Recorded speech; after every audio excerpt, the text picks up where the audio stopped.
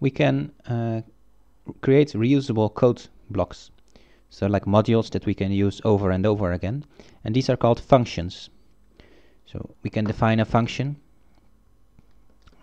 We type void and type your function name. So let's say the function is called new customer and is going to say welcome to our hotel.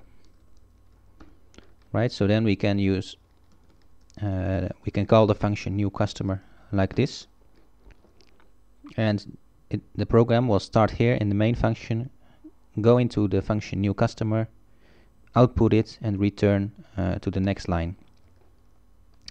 So if you run this code, let me just clear the screen for you.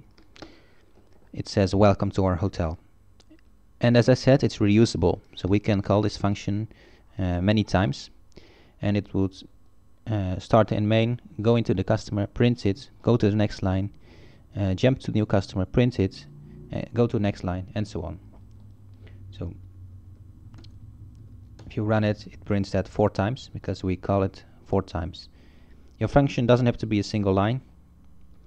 It could be several lines, or it could even be 100 lines, but it's best to keep functions like a little bit short so that you have multiple reusable code blocks rather than just one big spaghetti.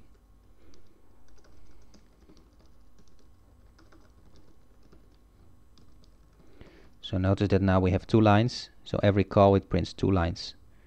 So we'll have many lines on the screen.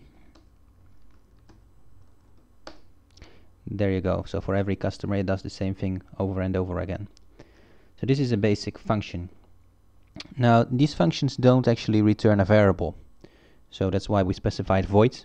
It doesn't return a new variable. But we can have functions which return the output.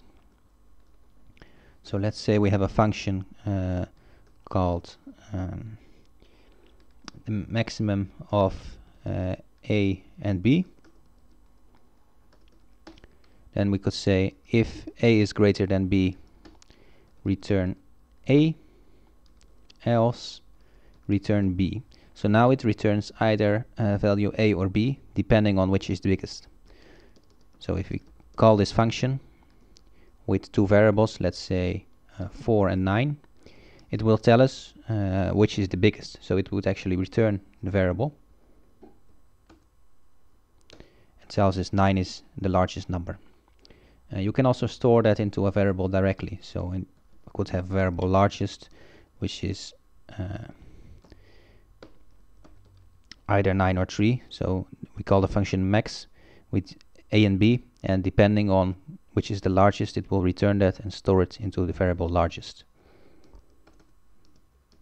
So you can output that to the screen using this line. Now if we compile it and run it, we also see 9. So it actually returned 9, which is quite obvious if we have a max function with 9 and 3. So it stores it into the memory, into the variable largest, and outputs that. So this is the basic idea of functions in C++.